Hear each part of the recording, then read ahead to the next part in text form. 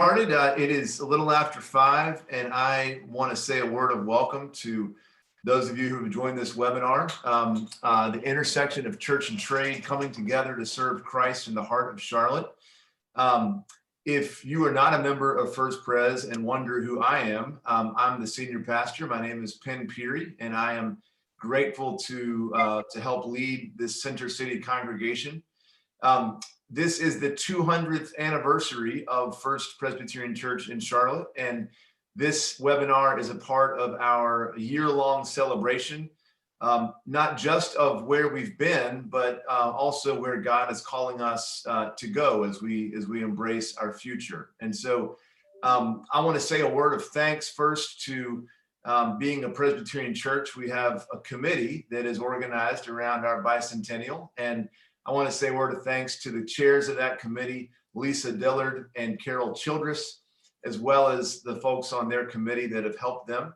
Also, a word of thanks to Robert Galloway, our associate pastor for Christian Formation and Young Adult Ministry. He is the tech support tonight and is also serving on that committee. This is a webinar, and so if you have not done one of these before, you don't have to worry about pressing mute because you're already muted. And what you should see on your screen are probably 7 boxes of the panelists and Robert. If you would like to switch to speaker view, you can do that on the top right of your screen, and the person who is talking will be the one who shows up on your computer screen. One of the things I'll say too, if you would like to ask questions along the way, you can do that by the chat feature at the bottom of your screen. Robert and I will be collecting those questions and will interject at the end of each segment. So if you don't hear your question get answered right away, that's the reason why, and we'll ask the question at the end of each segment. I want to quickly introduce our panelists tonight and say a word of thanks to them. If you would just wave when I call your name. We're grateful to have Hugh McColl, who is the former CEO of Bank of America. He's a philanthropist and is, of course, a leader in the Charlotte community who helped to shape us into a national and global city. Hugh is also a Presbyterian and a member of Covenant Presbyterian Church. The Reverend Dr. Bill Wood is pastor emeritus at First Presbyterian Church, where he served as our senior pastor from 1983 until 2010, during which time the congregation doubled in size and significantly increased its commitment to be a partner in outreach in Center City. Reverend Dr. Dale Mullinex, who is the founding executive director of the Urban Ministry Center until his retirement in 2019. Dale is also a Baptist minister and is married to a Presbyterian minister named Jane Summey Mullinex. Liz Klassen-Kelly is the CEO of Roof Above, which is the relatively new organization created through a merger of the Urban Ministry Center and the Men's Shelter of Charlotte. And Shantiqua Neely is our church's director of mission and outreach. Before joining the FPC senior staff team in 2019, Shantiqua was the executive director of A Child's Place, a local nonprofit committed to helping erase the impact of homelessness on children and their education. So a word to our panel. I am grateful for your time this evening, for your insight, and for your collective contributions to our city and to our church's history. So the goal of our program tonight is to tell the story of how First Presbyterian Church partnered to help start the Urban Ministry Center as an example as we look at our history of how we have embodied our commitment to share Christ's love with the city. And here's how we're going to do that. Dale is going to serve as our MC as we walk through the history of how the Urban Ministry Center came to be. Dale will interview Bill and Hugh about the genesis of the Urban Ministry Center. And then after that, Dale will interview Liz about the ways that the organization has adapted to continue to meet the needs of Charlotte's homeless population, including, as you heard us talking at the beginning, even this week, the acute need we've felt with the tent city that has been displaced. At the end of our program, I will pivot and I'll ask Shantiqua to give us a peek into our future as a church, as she shares some of the ways our congregation is continuing its commitment to serve Christ in Charlotte through our mission and outreach. And I promise that we will conclude tonight by 6:15 at the latest. And again, if you would like to ask a question, you can put that in the chat, and I will interject at each of our different segments to give voice to some of your questions. And so without further ado, I will turn the microphone over to Dale. Thank you, Penn. Well, let me say I'm honored to be included in an event that's celebrating 200 years of the First Presbyterian Church. As the original executive director of the Urban Ministry Center, First Presbyterian Church was obviously a key partner in that work. And so I'm honored to be included, and we'll get going with our conversation between Hugh and Bill and me regarding the formation and creation of the Urban Ministry Center and how First Presbyterian played a central role in that. So gentlemen, let me start with kind of a broad question, because the Urban Ministry Center began in 1994, but the talk began before that. What was Uptown like 1993, particularly in regards to homelessness on the streets of Uptown Charlotte? And both of you speak as you feel prepared. Well, I'll say a word and Hugh can join in too, but what I remember, Dale, from that period was there was a lot of just sort of restlessness, particularly around North Tryon Street.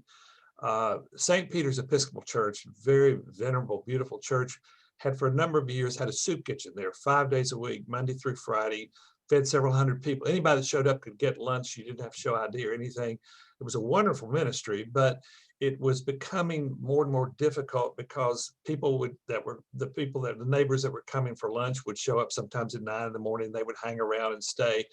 And there was a lot of, panhandling and disruption, and Hugh could speak about his bank, but also Spirit Square and others.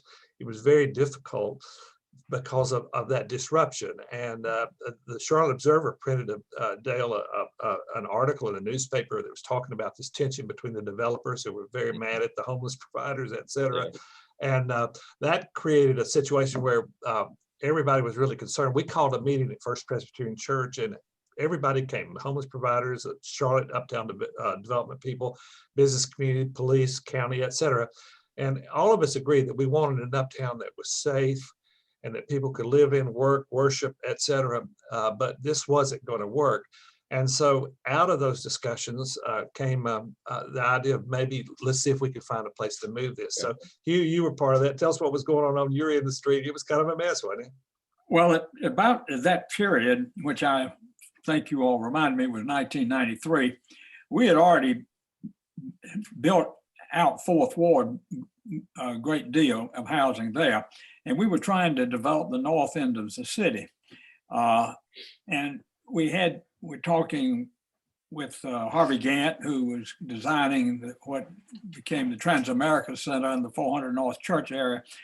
And we were running into the problem of the people gathered on 7th Street actually causing a problem with how we could actually build underground parking there.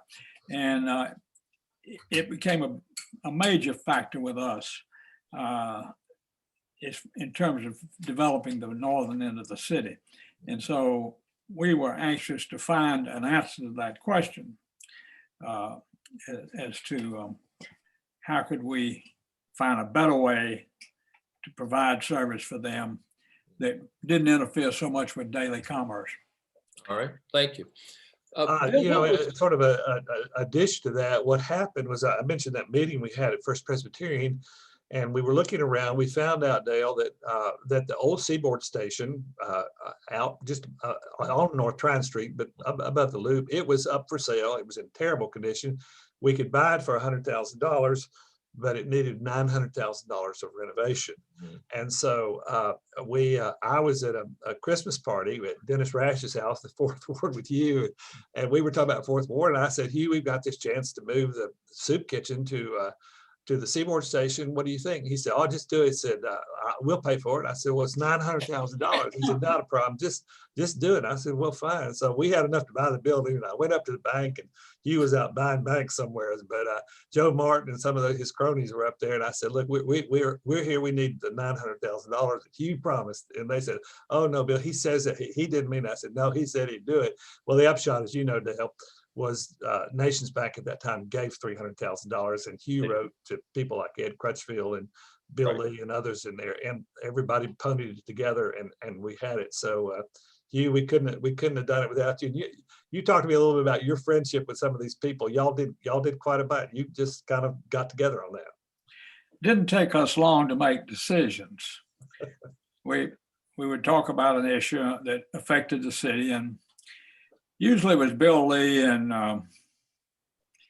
Ed Crutchfield and Rolf Neal usually would be in the conversation. But so we would back each other up on things that needed to be done. So this was one of them that seemed very important, and we didn't have any trouble after we put up 300,000 getting the other group to come with the other 6. Yeah. So Bill, I'm curious, what was First Pres's approach to dealing with people who were homeless? What was the ministry that was going on at the church in those days? Well, what was going on, wasn't just us, it was other downtown churches, St. Peter's Catholic, St. Peter's Episcopal, First United Methodist. A lot of us had what was called walk-in ministries. And in the afternoon, there'd be some of our members there, and any homeless person or street person or somebody that needed assistance could show up. But people were going from church to church, and it was not a very efficient system. One of the problems with the soup kitchen in St. Peter's, as great as it was only 5 days a week. So if someone showed up at our church on Friday afternoon, you'd say, "Come back Monday for lunch." That was a pretty long wait. So it really became, I think what was impelling us was, if we could centralize this, and as you know, Dale, and you were part of it, to where instead of feeding 5 days a week, you're feeding 7 days a week, 365 days a year. So there was this impetus to move it. And my vision was always to consolidate these ministries. So we didn't have somebody going from one church to another. This church would give you this little, and then somebody else. So that was, to me, that was a big deal. And Hugh knows this. We had our critics, didn't we, Hugh? There was a North Tryon Street coalition that really thought, they accused us of just selling out to the bank. They said, "You're just doing the bank a favor," and other people. But and there were people in my church who said, "No, if you move this out to where you're just getting these people out of view." There was that sort of criticism, which you could understand. But I think we all realized this was a way to enhance this ministry, not to in any way lessen it. Yeah. Well, my memory was that part of the decision in buying the Seaboard Train Depot was that it was within walking distance of where Right. people were accustomed to receiving help. I'm just wondering how, what was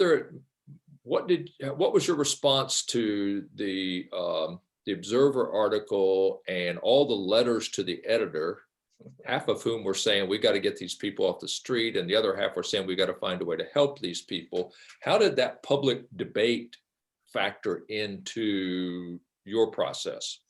Well, it was kind of a win-win, we thought, because number one, we were better serving the constituency, which were these people on the street. But also it was a way to open that corridor up on North Tryon Street, which really, like I said, you had, it wasn't just businesses, but you had Discovery Place, you had, Spirit Square and all of those sort of things. So to me, it was a good way to solve that problem. Didn't suit everybody. We had the critics. You heard some of that too. I'm sure you heard your share of that. But it did seem to me to be, and once we hired Dale and Dale was on board, then things really began to coalesce. And of course, now, as Liz can tell you, it's just gone on and on. I have no memory of who was able to get the church to give up the kitchen.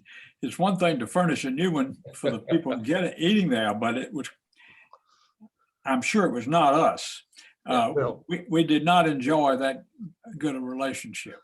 That was a big deal because the church was recalcitrant. I mean, St. Peter's, they had done that. They were going to do that.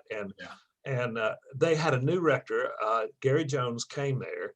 And when we talked to Gary about what we were doing, Gary said, I think that's a good idea. And so without Gary, we could have never done it because they weren't going to move this. Oh, yeah. And they had a mission there and they loved it. And it was great. But I think Gary was able to say, look, there's a way to do that. And when we moved there, Dallas, I remember the St. Peter's people ran the soup kitchen there for a while out of the new urban ministry center, and others pitched in on weekends and things like that. We did, basically we hired their staff. Yeah, I remember that. Who had managed the soup kitchen to manage the soup kitchen at the new location. Who were some of the key players from First Pres and also from the bank? Who was participating in these conversations? Well, you tell about the bank people and I'll speak to the church. Well, in a nutshell, I'm sure that Joe Martin and Dennis Rash really represented us. Dennis was really in charge of developing housing in the center of the city. And Joe Martin really was the conscience of the company, and he really was our principal advisor on everything having to do with the public and our interface with it. And so those two would have had the key roles with us, although Jim Palermo, who was in charge of development, had a lot to do behind the scenes with the governmental help that we got. Okay. Well, and from the church too, obviously we worked with Joe. Dennis was a member of First Presbyterian, and we all knew Joe, everybody did. But Cully Tarleton, who was a station manager in Charlotte for a number of years, and he was a great help, jumped right in to do that. Rusty Rainey from the bank too, immediately got on board. So we had that kind of help. And one of the things that Dale, you remember this because we've talked about this, but it was kind of interesting. Once it got going, people just showed up. I mean, some barbers came down there and cut hair. Doctors came down there. We talked about it. I got the phone call. They said some artist is down here sketching these homeless people. And I said, what artist? They said, I didn't know who it was. Somebody named Long. I said, you mean Ben Long is down there? Ben was down there sketching some of these people down there. I mean, but I was just amazed. It just brought people in, and they just came and did whatever they did. You saw that. Yeah. And we had a great response once we opened up, and we had the 4 uptown churches that were our founders, but immediately congregations all over the city began inquiring how to be involved with us, and that was very important to us. Once the idea came together of creating this urban ministry center, what was the reaction within the church, within the bank, or the business community? Did people feel hopeful about that, or what did they think? What was their reaction to this idea? What do you remember about that? Well, I think from the bank's point of view, we were glad it was done. Being completely candid, we wanted to move on with our plans to develop North Tryon Street, and this allowed us to do that. So we were pleased to see it happen, and we thought they were doing a good job. And as you all know, we ended up giving you more money than we originally intended to. So that worked out all right, and for everybody. Yeah. Well, Dale, I think too, one of the things that really came out of this that I remember so well was this was a remarkable, and I think very typical of Charlotte, ability of the business community with the Charlotte Uptown Development Corporation, people like you and others that join in, with churches and homeless providers and that. And that doesn't happen everywhere. In fact, I mentioned this to y'all earlier, but a reporter from the Wall Street Journal came down, spent 2 weeks, interviewed everybody, wrote a beautiful, nice article in the Journal. Atlanta Journal and in Atlanta, they were all fighting each other. The business community was fighting the homeless providers, et cetera, and street people. And Charlotte, and I think that's a witness to the spirit of Charlotte, and continues today, bringing these groups together. That's a big deal. Yeah, I remember, Hugh, I think you wrote one letter and raised about $850,000 from Duke Energy, First Union, Bell South, Transamerica. Well, I don't know if Transamerica was there then, but I was kind of shocked that you wrote one letter and suddenly we had the money to do the renovations of Yeah, the we depot were all shocked. and to have the operating funds that we needed to get launched. Well, the operating funds really came from the churches. That was sort of the deal. When we said with Hugh and you guys, if y'all will get this thing rehabbed, they will pick it up. And that's what happened, as you know. The banks, I mean, the business community, they jumped in the beginning, and then it was up to the rest of us to carry it forward, which obviously happened. Well, Were there it other didn't options? surprise me. Oh, that I'm we- sorry, go ahead. You said it didn't surprise you. Well, Oh, it I was, expected it. We thought you were going to give it all. yeah. Yes. So were there other options talked about besides the That common one just seemed, place? that one popped up, and it just seemed the right thing. And I don't remember looking at anything else. They just wanted 100,000 for it. It was just dilapidated. Yeah. But as you know, it got fixed up and modified. And but yeah, I think that was plan A, and probably plan B and plan C as well. So were there other options in terms of how to respond to the homeless population other than a kind of a unified urban ministry center? Were there other things being tossed around? People had different ideas. That meeting we had at First Presbyterian, it was very interesting because you had the uptown development people there, you had some of the providers, you had the police, you had the county and city, but everybody kind of was in agreement that we wanted to do something to help these people, but it needed to be somewhere else. So I think that just sort of, that idea emerged and centralized as sort of the plan to go forward. And then the conversation within the congregation, Bill, once the idea was presented, how did the congregation respond? Well, I mentioned earlier, there was some resentment. People came to me and said, look, all you guys are doing is just trying to get these people out of sight. They used to show up at our church and show up at worship, and it'd come in. One guy, I remember, Cool was one of the street people, and he had his dog, and he would chain it up outside my office outside in the park, and he would feed his dog. And I remember, so we had people around all the time, and people thought, well, you're just sweeping them away. And there was some truth to that, but I think the bigger reality was it was a way to, instead of serving people 5 days a week, 7 days a week, and really expanding that to having mail and all the other things now. Look at it. So yeah, that's what it was. Yeah. Each of the churches had their walk-in ministry. What was that? 1 day a week, couple of days a week? Yeah, a couple of days a week. And sometimes people would show up and did, but that was very, it was great, but it was haphazard. And as I say, some of the street people, they'd go from church to church. They were going from one to another. They'd get bus fare here and food here and somewhere else, which was fine, but it was chaotic. And I think we all saw that if we could streamline it, it would certainly be better. So I'm curious, what you gentlemen, did you have outcomes that you were expecting from this? Well, I would say yes to that.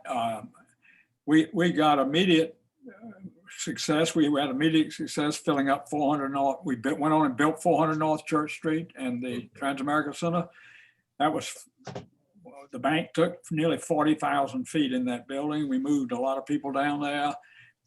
400 filled up immediately, and we went on. It then led to further development up North Tryon Street, as you know, the Odell building, other things. So yes, we had a lot of action that happened in the next 4 or 5 years that really was positive. And if you remember, at the same period, we were taking Montaldo's and converting it into a museum, the craft museum. And so a lot of activity came out of that decision. One could argue that we've reached a similar impasse with the tent people that seems to get in the way of movement up North Tryon Street, although there may be many other reasons. But no, we were quite happy with it.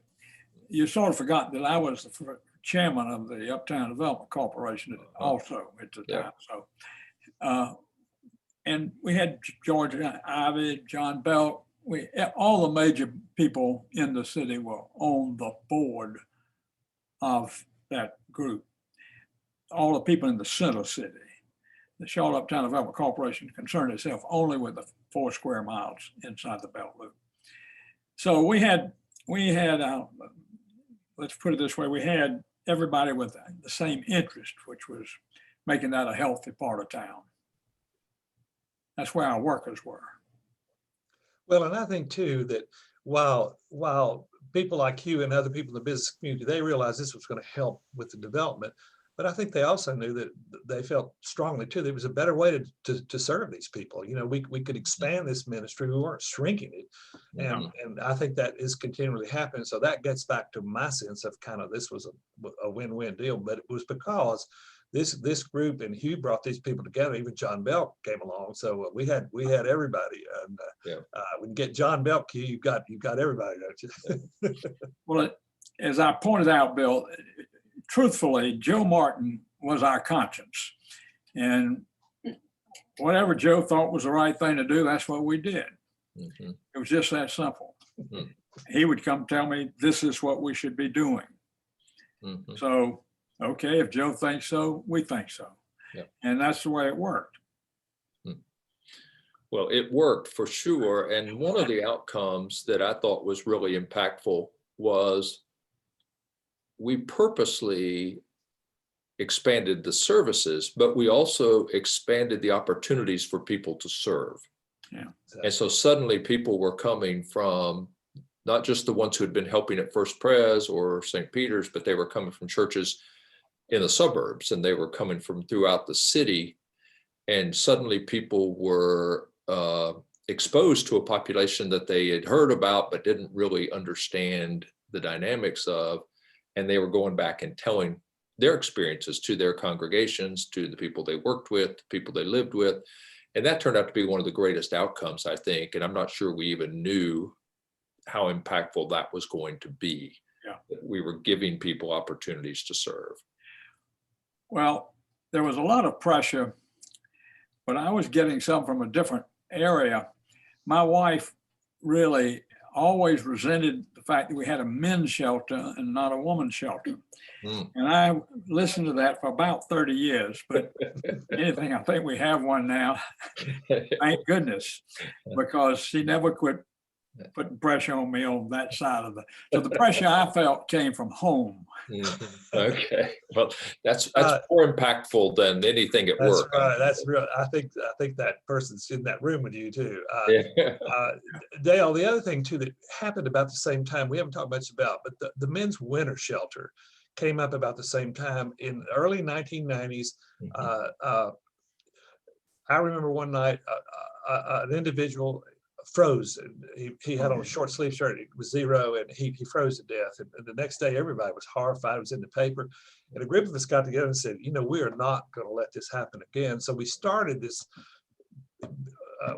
Ernie Thompson was my associate then, and he and I worked on that. And we'd go from year to year. 1 year was in the United Way building, the next year would be somewhere else. And finally, a couple of Duke Power people that were on the urban ministry board. We're talking about they had a building down not far from the church that was available. And so it was there for a number of years. And of course, now they have a facility, but that was a year to year. Just, yeah, I remember that. Oh, I mean, we never knew from 1 year to another whether we were going to have it or not, but we were determined we weren't going to have any more people dying on the streets of Charlotte. Yeah, right. Exactly. I remember Steve Griffith from Duke Energy. Yep, Steve was the one that key player. He came back and called me. They were walking back to Duke, and he said, they saw a building, and they said, "Well, you're not using this building. You want to use it?" So we said, "Heck yeah!" So it happened. Well, I can't end this conversation without dropping a few names because I know you've mentioned Joe Martin and Dennis Rash, but Rusty Rainey was on our first board of trustees, and Amy Brinkley was one of our key supporters. Yeah. Susan Faulkner became a key board member for us, along with a young guy named John Feldman. But these people from the bank were so impactful by bringing their smarts, but also their passion. And then they kept us related to the bank. Yeah. And while I never could get Bill Vandiver to join the board, he was always so helpful and so generous. And so there's just a long list of names of folks from the bank that were so important in those early days of getting us established. And from the church, Bill, of course, Cully and Rusty were both from the church on that original board. But then when your term finished, of course, we had Ernie Thompson, Bob Fuller, Christopher Edmonston, Katie Crow. All these pastors continued to serve on our board. And that was just so significant for the life of the Urban Ministry Center to have those very close relationships with leaders from both the bank and the church throughout the years. Any other comments either of y'all would like to offer? Well, one of the things I would just, yeah, go ahead, you. I would just say that, underline the fact that you mentioned three or four of our officers that have always been involved in helping people in this city. And so Rusty and Bill Vandiver and all of those people were very active in the city. And have Susan Faulkner, still active to this day. She works with the company I'm involved with, Falfier's Capital Partners in Texas. And all of them cared, and that's what really matters. They care about other people. Yeah. So that's, and I'm proud of them and what they've done in our city. I'm grateful to them. Yes. Well, Dale, and you saw that one of the things I enjoyed about being downtown in a downtown church, uptown church, I always said uptown was the worst place to have a church and the best place. I mean, it was inconvenient. Everybody had to drive and we had to throw that. But on the other hand, we never had to sit around and wonder what our mission was. I met with 20 churches that couldn't figure out their mission. I thought we've never even had thought about that. You just walk out the door, somebody's out there, they're hungry, they need a place to sleep. So I think that's one of the great things about the downtown churches in Charlotte, which continue to do that. Well, just to wrap up this section, Hugh and Bill, and of course, Bill, you're familiar with all of this too, but from that startup, it was within 2 years of the founding of the Urban Ministry Center that we started Room in the Inn, which was a congregationally based shelter program, which grew to, at one point, had 120 congregations, 2 colleges sheltering people, and 8 YMCAs, but also 5,000 volunteers each winter. Yeah. And so that came out of that creation of the Urban Ministry Center. And not long after that, we created the Community Works program, which ended up being an art studio, a gospel choir, a street soccer team. And that street soccer team became so popular that pretty soon there were 23 cities across America with street soccer based on the model that we had created at the Urban Ministry Center. Yeah. And then by 2006, we had started our own drug treatment program, which Marilyn Furman, with a lot of support from her husband, David Furman, created. And it was considered one of the best drug treatment programs in the city. And then those led on to our housing program at Moore Place, and then our scattered site program and our street outreach program. So that beginning, while I will tell you real honestly, as the first executive director, I didn't know my tail from second base when it came to homelessness. Having been a pastor at Myers Park Baptist to people like Dick Spangler and Cliff Cameron and all, it was very different to go and be a pastor to people who are homeless. But we grew and we learned. And so that formation, that creation was essential to the lives of so many of us, in addition to people who are homeless. And so I'm grateful to both of you for the role you played. Well, Dale, you served for 25 years, and I think that was the best hire anybody could make. And you came in and did it ably, and it has continued to grow. And what you mentioned with Room in the Inn, and all this is incredible ministries. Well, thank you both. I always told everybody the great thing about working with people who are homeless is none of them ever ask to have a committee meeting. And so I'll always be grateful for that part. But Hugh, Bill, thank you both. We're going to shift gears now and See, Penn, do you have any questions from the audience that maybe we could answer? We've got a couple that I think might be actually better for Liz. Okay, well, we'll if you shift don't mind. gears. All right, we'll shift to Liz Clayson Kelly. And I see you there, Liz. Yes. Welcome. Why don't you, Liz, briefly tell us your history with the Urban Ministry Center? Yeah. Just to kind of set a context. So when I was 19 years old, I'm from East Tennessee, went to Davidson College. The summer after my freshman year, I had the chance to participate in the Stapleton Davidson internship. Christopher Edmonston was the pastor at First Pres at the time. It was a partnership with Covenant and First Pres. I was certain I was going to be a math major and a teacher. And so I signed up for the internship so I could be at Siegel Avenue Presbyterian Church in their summer program teaching kids. And my chaplain said, Liz, you've got 2 extra weeks and there's this brand new nonprofit Urban Ministry Center. I think you'd really like their director. I think you should be there for those 2 extra weeks. So it happened to be my first 2 weeks. And it changed my life. It turns out I'm a horrible teacher. I have no patience for kids. I'm really poor with discipline, including with my own children. And but the work at Urban Ministry Center is where I felt so alive. And of course, Dale Molinex, you were a little younger then, but Dale has been, I mean, as you all know, just a tremendous mentor and teacher. And there's so many Daleisms in my head as I do this work today. He's one of those key voices in my head. But Dale, back in that day, there were 3 or 4 staff members, like 3 staff members and a part-time staff person. Yeah. And so then I fell in love with the work. I had the great privilege of convincing Davidson College to participate in Room in the Inn. And that was a big part of my college experience. And came back to work shortly after graduation to be volunteer coordinator at Urban Ministry Center, and pretty much haven't left, even though I think, Dale, I quit 3 times with you. I went to grad school. I took another job after I became a stepmom, and then I left to go to the men's shelter. But then it turns out leaving to go to the men's shelter wasn't really leaving. I just came right back. And we always knew you couldn't get away, and we always knew you'd come back. So we've heard a lot about the beginnings of the Urban Ministry Center. Why don't we, and then I did a very quick history of programs and services that were started. Tell us where this idea of, because the Urban Ministry Center was going great, the men's shelter was going well. So where'd this idea come from that these 2 organizations should merge?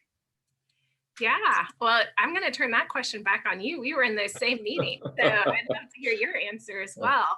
You know, both organizations were doing great. This was not a merger that said we're in crisis, you know, we need to, so one of these is in financial crisis, we need to merge. It really was this discernment around a bigger impact. And I think there had always been kind of conversations and murmurs. And I think the thought was we were doing the same thing.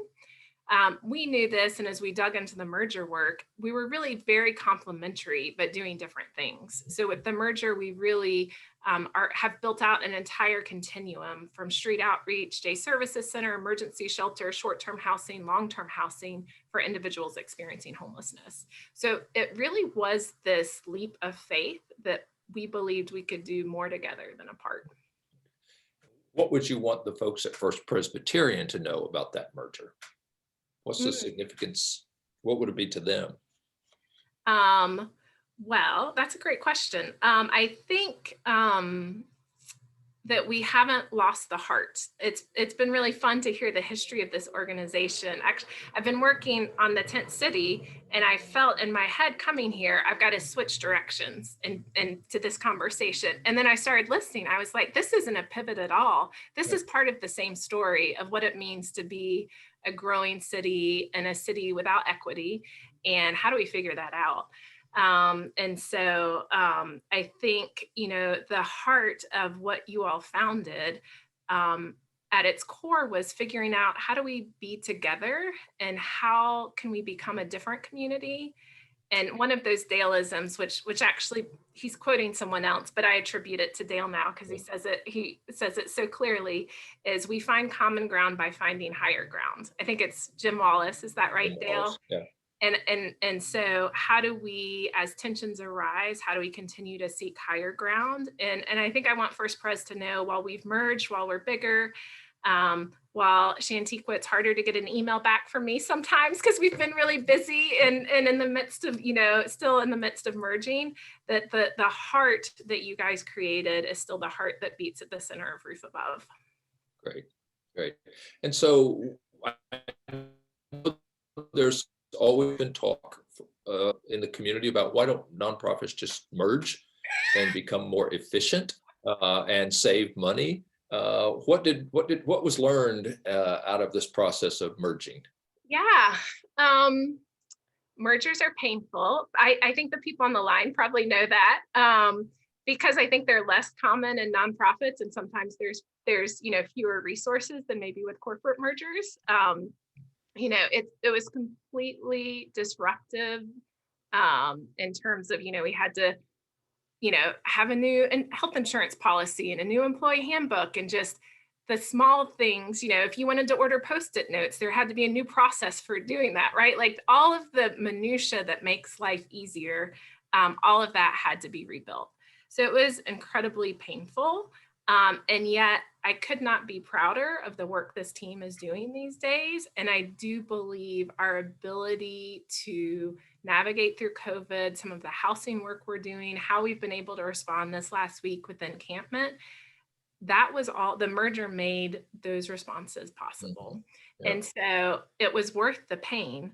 But I do think it was helpful that the vision of the merger was impact, not efficiency or convenience, but it was really, we can do better together. Yeah. And I agree that it wasn't about saving a few dollars or being able to eliminate positions. It really was, how do we have a bigger voice, make a bigger impact on the people we want to serve, but also make a bigger impact on the entire community by being one organization, which I thought was very significant. So I want to get you to help us keep up with the latest endeavors that the church ought to be aware of, because I know when I was still there, we were starting to confront, after 8 years of reducing the number of homeless people in Charlotte, we were starting to confront the reality of scarcity of affordable housing. Yeah. We had created more place, we had expanded more place, and then we had started our scattered site program, which was housing over 200 people in apartments throughout the city. But those apartments were starting to disappear. They were harder to come by. There were people with more money, obviously, who were choosing to turn toward those apartments that we had relied upon. And so tell the group about the new endeavors that are now in the works.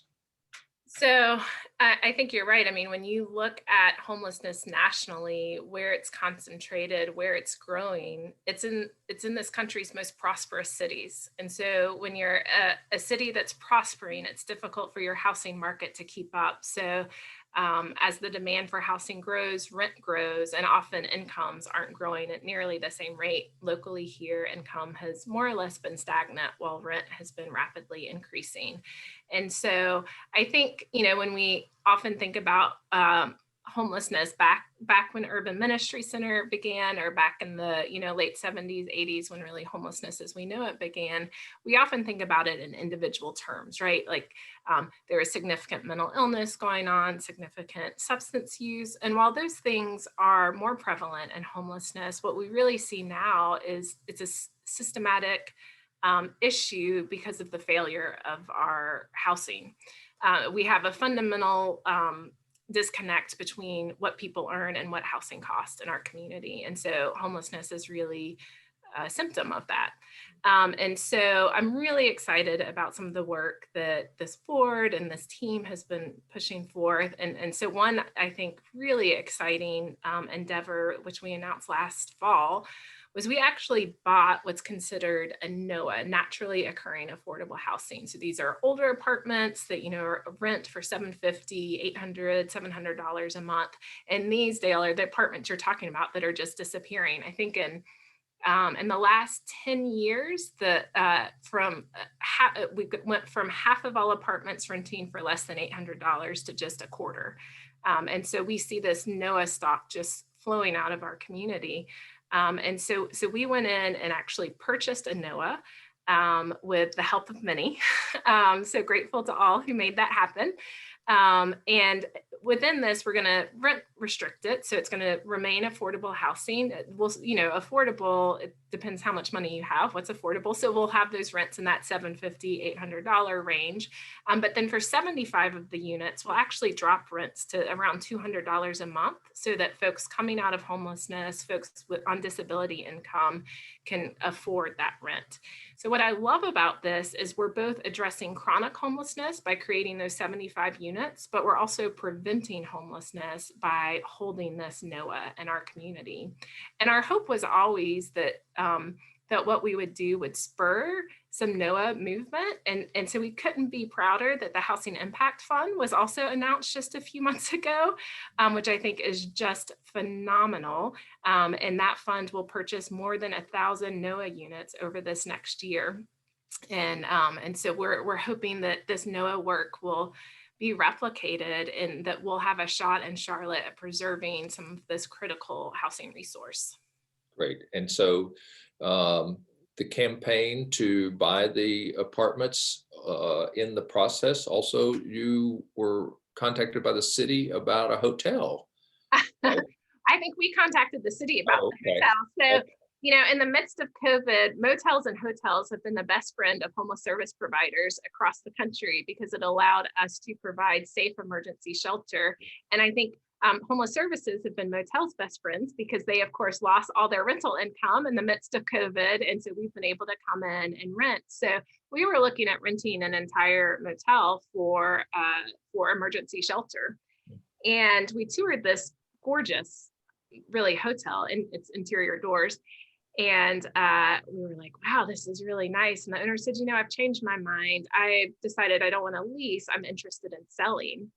And I thought, oh my goodness, could we turn this into housing if he's thinking about selling? And so the city became an investor in that project, gave us $2 million to make that happen, along with many others. And so we have purchased a hotel on Clanton Road.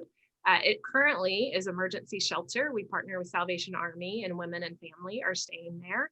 And in just a couple months, we will start renovations. We'll add kitchens, we'll add a support services wing so we can really replicate more place. So on site, we'll have a nurse and psychiatric support, case management support, other social supports.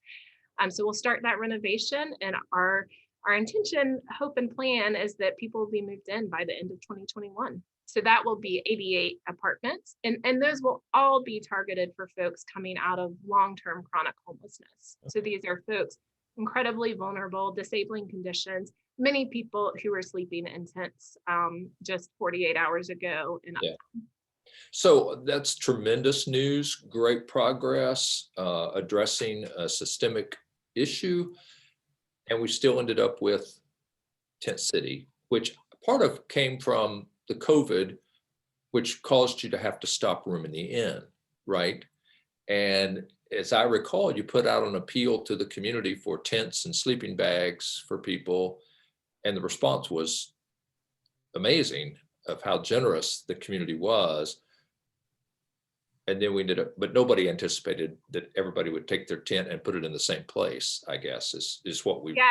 So Dale, you know this, but I did street outreach, was my job with Urban Ministry Center for years. And so we have had encampments throughout this community really since the 80s. They're just often hidden, along the railroad tracks, off the beaten path in wooded areas. And so what happened during COVID was very different. And we started to see that camps have started to become more visible, but we've never seen anything like what's occurred over this past year.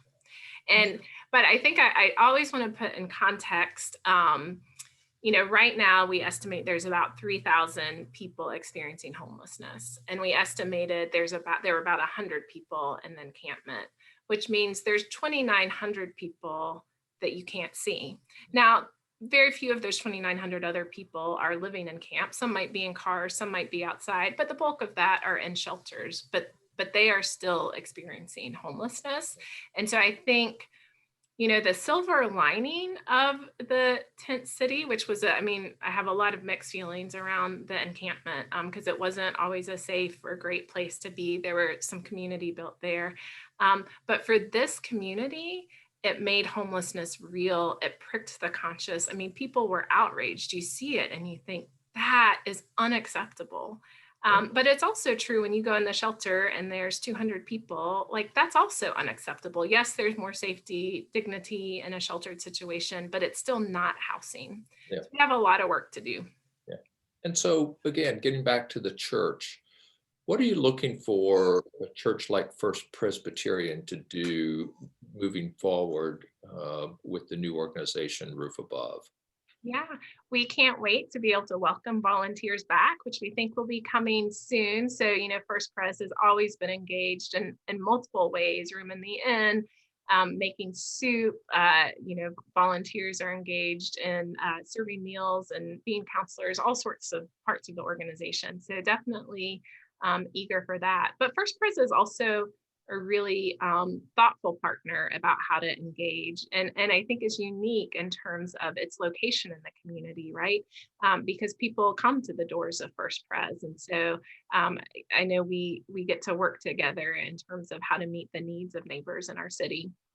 And so, I also value that First Pres is a thinking congregation. I'm Presbyterian. And so one of the proud pieces of Presbyterian, I think, is the value of education. And I think First Pres often brings in engaging speakers and discussions. And so I think continuing to deepen our learning around how do we solve this affordable housing crisis and homelessness crisis, I think are good ways as well.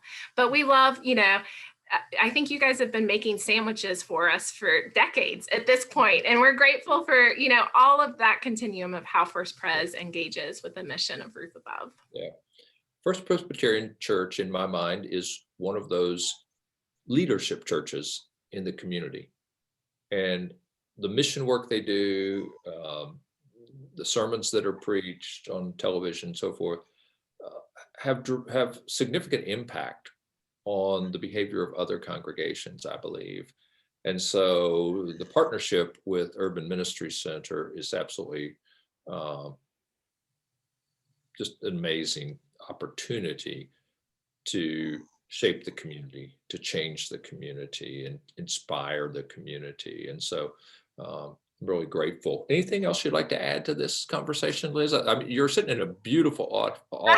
I'm sitting in Dale's old office, folks. So actually, he left a couple paintings for me. So there's a couple pieces of artwork that used to hang in his office. So I just want to provide my gratitude to First Pres for answering the call of starting not just Urban Ministry Center, but many other nonprofit organizations in this community. And thank you for your partnership today. And I look forward to the partnership of the future. Great. So Penn, do you have any questions from the congregation for Liz or me? I do. I've got a couple, and one of them asks you, Liz, to stare into your crystal ball. So I know that you learned that at Davidson College. And by the way, I knew you were Presbyterian. You go to the Grove, and it's a great congregation. So that wasn't a prerequisite for this call, but it certainly helped. I'm not there, but I'm a big fan of the Grove. Oh, I thought you were I am Presbyterian, but I am a fan. So okay. Well, the question is, as you know, just as Urban Ministry Center began, and it really to respond to the explosive growth and development of Charlotte, we continue to be in that space. And so, are there any, are there any models, whether they're in this country or in Europe or somewhere else, about what continued economic development and growth will look like and what that will mean for organizations like Roof Above? Well, I mean, really, when you look at like the most prosperous and developed cities in this country, those are also the cities with the deepest housing crises. And, with organizations like Roof Above having the budgets are growing, the impact is growing, the numbers of housing units are growing, but the impact is shrinking because, again, the private marketplace has always been the number one provider of affordable housing. So when that fails, you really have this, very significant affordable housing crisis. And so I do think it is worthwhile looking outside this country at models. I mean, honestly, I think Charlotte is leading on NOAA preservation. And, San Francisco and Seattle can't do NOAA preservation because NOAA went away years ago there, right? But in the South, you can still, and in more moderate sized cities, you can still do NOAA preservation. So I do think we're leading on that. But I do think there's models in other countries of how to think about housing, but that's going to require a really different shift for where we are in this country right now. So I'm hopeful that I think we hear more and more talk about the affordable housing crisis and how to solve it. And if we said in Charlotte, we want to solve it, I mean, we can't solve it here without state and federal buy-in as well, right? So the conversations have to happen locally, but we also have to be advocating at those other levels for change. Yeah. And the other question is around church and what advice, I mean, you kind of answered this question with Dale's last question to you, but what advice do you have for the communities of faith like First Pres that find ourselves in the midst of a city that is also, I mean, our neighborhood has dramatically changed in the last 20 years. And so, what advice do you have for us as we try to express our mission in a much different demographic area? Yeah, so I think it's interesting, right, to say, are you a neighborhood church? Like, what is it that guides your church, right? Is it how do we minister to those around us? And Uptown is such a fascinating place because when you walk in Uptown at 5 a.m., most of the people you see are like, there's a few runners, but generally it's people experiencing homelessness who are sleeping. And then when you're out there 3 hours later, not right now during COVID, but during non-COVID times, it's a completely different place, right? And so I think what's unique for First Pres is there's really all these aspects of life where you guys can choose to minister. And so, and if you're just serving people who live in Uptown, that's a really split dynamic. So you have people in high rent housing and people sleeping outside. And so, I also know about First Pres in particular, but Presbyterians' discernment is very critical. And you get a lot of people give you a hard time for committees, but often there's a process of learning and listening during that process. So, I'm not going to say this is where I see First Pres going. I encourage discernment, but I do think there are really rich dynamics in kind of figuring out what do we want our advocacy voice to be? What's our service footprint versus like what's our advocacy voice? What's our focus on ministry? I think there's really rich work. And I love this Ralph Ellison quote that says, God himself is in the very process of things, right? So I think it's in that process of discernment that I think, the church will grow as well. Right. And the last question for you, Liz, is a concrete one. Are there any thoughts about bringing back the upper room lunchtime devotionals when it's safe? I hoped you were going to ask me because Diane Bailey, I just love when she comes on our campus and is praying with people and is with people in such a special way. And her spirit is so large. She'll be outside and it's filling up the parking lot. And so I don't have an answer yet. I mean, I think we are nearing to be able to bring volunteers back as the vaccine becomes wider, but we're still in conversation there. But please know, Diane and others, but Diane especially, I can't wait to have you back on our campus praying with folks and bringing your spirit. You may have just guessed the questioner on that one. She's amazing. So thanks a lot. And I want to pivot us now to the third part of our program tonight. And I'll say that as I think about what Shantika was going to talk about, I am mindful and very grateful for the history of our church to be always asking ourselves the question of where can we express our mission. I mean, I think that's, as a Central City church, as Bill said, you just walk out the front door and you find it. And that clarity is great and a privilege that we have. One of the things, as I segue to Chantiqua, that was speaking to me as I was listening tonight is about 4 years ago, our church did a strategic plan. And one of the things that we wanted to be especially attentive to, because it has always been what our church has asked and what our church has aspired to do, is to embrace and engage the needs of our city. And those, to your point, Liz, those look a little different than they did 10, 20, 30 years ago. And so it's incumbent upon us to do that discernment about where that mission becomes manifest. And it's certainly not singular, but that's one of the things that I think can kind of point to where Chantiqua is going. So Chantiqua, if you could just, point us a little bit down the line as we think about where we're focused in our outreach and both, I know both kind of right outside the neighborhood of the church, locally and uptown, as well as in some of those places that a lot of folks that we have served have been displaced too in the last 10, 20 years.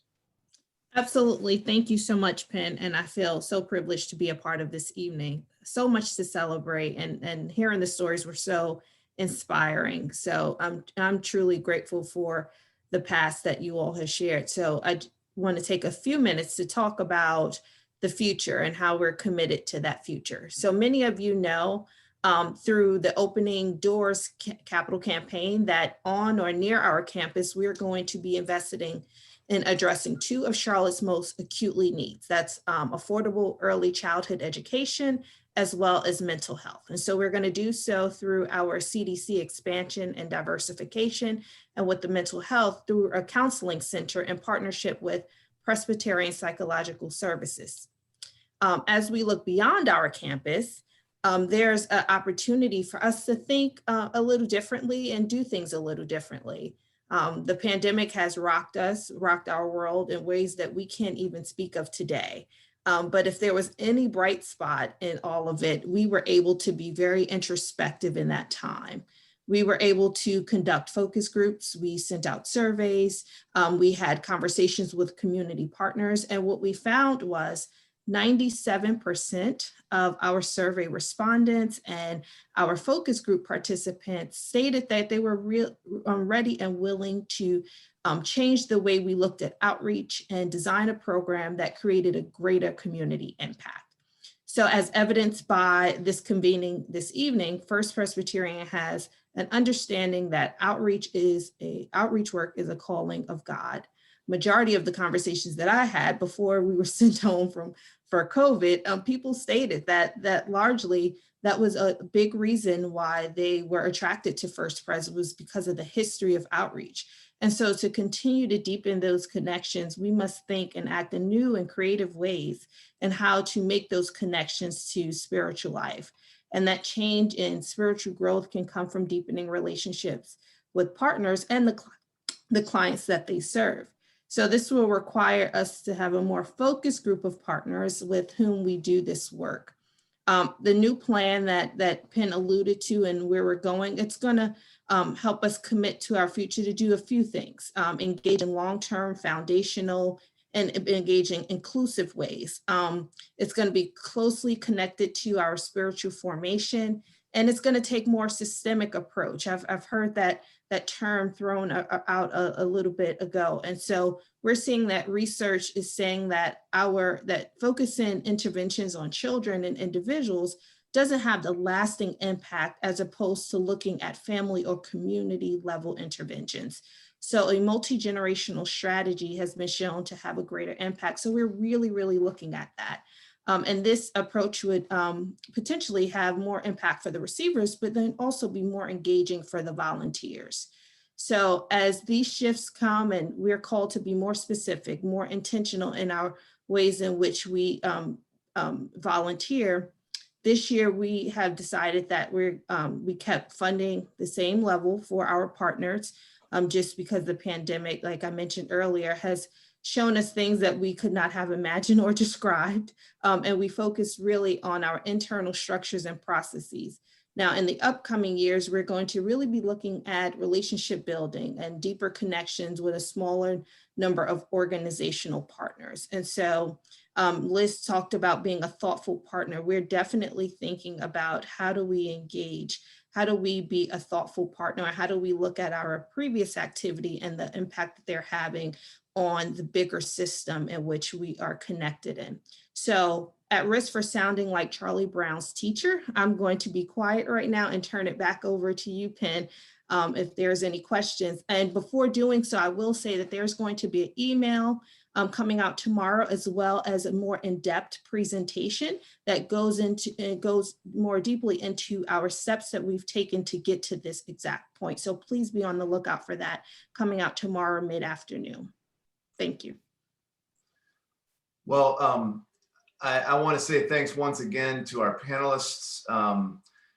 I have been richly blessed by thinking back on the history that I and we have inherited because of your faithful work. A number of things kind of jump out at me as I think about our future beyond what Shantiqua just outlined, which is very helpful. Affordable housing is a perhaps the most acutely felt community need, and that's convicting. I remember Hugh mentioning that, being on teams with people who care, and that matters, whether they're your family or your colleagues or your business partners. And I just want to applaud Bill for your courageous leadership in and in spite of folks who complained. I know that doesn't happen anymore at First Pres, so I'm glad you got all rid that of out of all the way.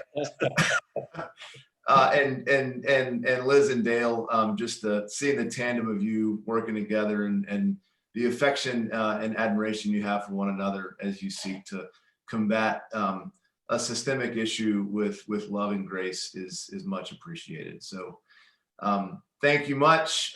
This concludes the webinar. I hope you guys can still enjoy a little bit of the sun that's still out. And I am grateful again to the committee. One of the things I'll say as we close is that in lieu of individual honorarium checks, the congregation is going to make I hope a generous commitment to Roof Above as a way to say thanks for all those who've been on this call. Great. So, yeah. Thank you, Ben. All right. Thank you all. Take care. Thank you, Pam. Thanks to everybody.